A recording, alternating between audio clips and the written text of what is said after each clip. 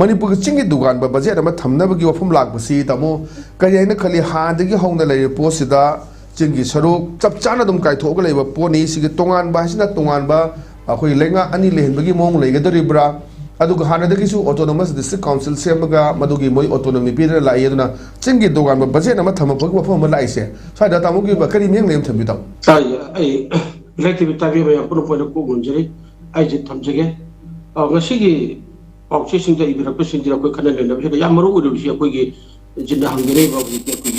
तोंगान मणिपुर अखोई चिंगी बजेट अमा अखोई थबिरबा हाबी बतांग तोरिबसे मसी यामना अखोई खनफम थोकने अदुगा येंबिउ अखोई जिन्ने सुता पिरि अखनी मणिपुर की ओरिबसिदा अखोई यामना अखोई मणिपुर की अकोन बसक्तम थुगाइनबा सेपरेट ओइनबा हुजि हुजि अखोन मोइना investment separate investment form of inventory तानबगी लेरी सिगी ममांग द मा कोई यारम द कोई दिसि काउंसिल कोई ऑटोनोमस काउंसिल अदुम तौदरा को लेरी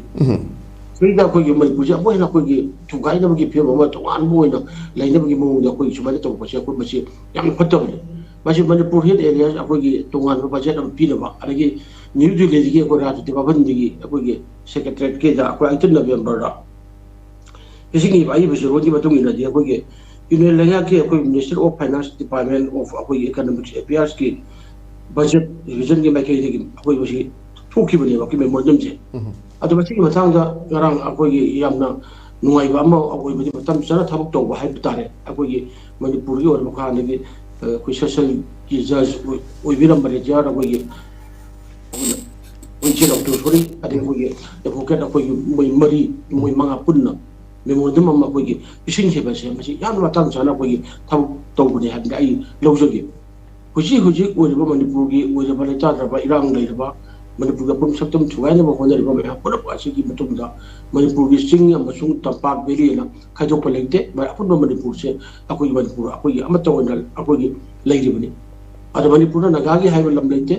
अदगी अखोई कनोगी कुकी की हाइबा लम लेते मैते की हाइबा लम लेते मैते पागन हाइबा लम लेते अपुन बा से अखोई मणिपुर को लेगा की मखात लेबने दुना चे अखोई अखो 33 एदीदगी उंदाले पखंग बा तो याम ममगे अखोई मणिपुर अपुन सक्तम मनुक्षी सानना कुरु कुथाम कुथा थोचुला लेमिनदरिबने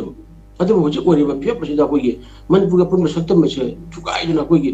इसनो अखोई इंडिजिनस पीपल मिनाम अमद नुसिला लेमिनदरिबसिदा मणिपुर की चिंगी ओइ बजेट अमा तोंगाना पिउ कादा तो दिगाना हाइबगी मन लाइबसिदे मछि मणिपुर थुगाइना बगी थबुसे सुक्ले प्लेप्ती हाइबजे बुजि मेक्सिना तापने अदो मतम साना मसी मतम दा कोई हाइजो दा कोई सेशन ला कोई विद्या सेशन की हानो गिरा बोचु कोई इसे नक्तो सुरी अदगी